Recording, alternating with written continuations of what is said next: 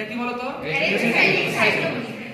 Erythrocytic সাইজোগনিতে ওই যে Exo erythrocytic hepatic সাইজোগনিতে উৎপন্ন মাইক্রো মেটাক্রিপ্টোমেরোজয়েড গুলো রক্তনালীর মধ্যে বাহিত হয়ে এসে কাকে আক্রমণ করে? আরবিসি। আরবিসি এটা কি বলতো? আরবিসি বা লোহিত রক্তকণিকা। লোহিত রক্তকণিকায় প্রবেশ করার পর মাইক্রো মেটাক্রিপ্টোমেরোজয়েড গুলো কাকে ভক্ষণ করবে? হিমোগ্লোবিন। হিমোগ্লোবিনকে ভক্ষণ করে আকারে বড় ও কি হবে? আকারে বড় ও গোলাকার। এবং এই এক নিউক্লিয়াস সৃষ্ট আকারে বড় ও গোলাকার এই দশাকে কি বলে? ট্রফোজয়েড দশা। ট্রফোজয়েড দশায় একটি ক্ষুদ্র কি দেখা যায়? কোষ গহ্বর। ক্ষুদ্র কি দেখা যায়?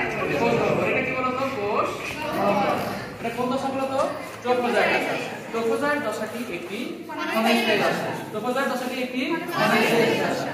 ট্রফোজয়েড দশা এই যে এটার নাম কি? কোষ গহ্বর। কোষ গহ্বরটি ধীরে ধীরে ধীরে ধীরে কি হতে থাকে? বড় হতে থাকে এবং নিউক্লিয়াস কিসের দিকে সরে যায়? পরিধির দিকে। নিউক্লিয়াস কিসের দিকে সরে যায়? পরিধির দিকে। এই দশায় এই জীবাণুটি দেখতে তখন পাথর বসানো আংটির ন্যায় দেখা। কিসের ন্যায়? পাথর বসানো আংটির ন্যায়। এই দশাকে কি বলে?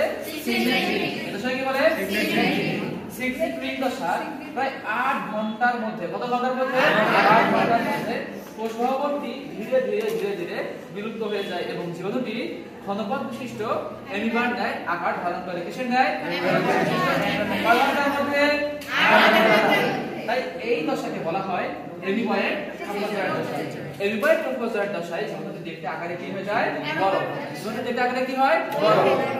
এবং এই জীবাণু অ্যামিবয়েড ট্রফোজয়েড দশায় জীবাণুটি হিমোগ্লোবিনের গ্লোবিন বা প্রোটিন অংশটাকে খাদ্য হিসেবে গ্রহণ করে। হিমাটিন গ্রুপযুক্ত হিমোজয়েড নামক বজ্র পদার্থ বা বিষাক্ত পদার্থ উৎপন্ন করে। এই যে অ্যামিবয়েড ট্রফোজয়েড দশায় জীবাণুটির মধ্যে সার্নাস কণা বা সার্নাস দানা দেখা যায়। কি দেখা যায়? সার্নাস কণা বা সার্নাস দানার উপস্থিতি লক্ষ্য করা যায়।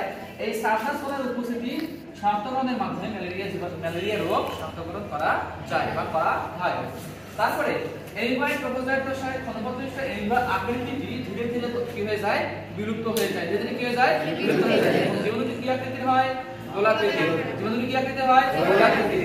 এই গোলাকৃতির জীবাণুটির নিউক্লিয়াস মাইটোসিস প্রক্রিয়ায় বারবার বিভাজিত হয়ে 12 থেকে 24 নিউক্লিয়াস অবস্থান সৃষ্টি করে। কত নির্দিষ্ট? 12 থেকে 24 নিউক্লিয়াস অবস্থান সৃষ্টি করে। এই দশাকে কি বলে? সাইজন। দশাকে কি বলে? সাইজন। সাইজন মানে হচ্ছে বহু নিউক্লিয়াস অবস্থা। আমরা আগে পড়ছি না? তো সাইজনকে প্রতিটি নিউক্লিয়াসকে ঘিরে প্রায় 45 ঘন্টার মধ্যে প্রতিটি নিউক্লিয়াসকে ঘিরে সাইটোপ্লাজম ও প্লাজমা মেমব্রেন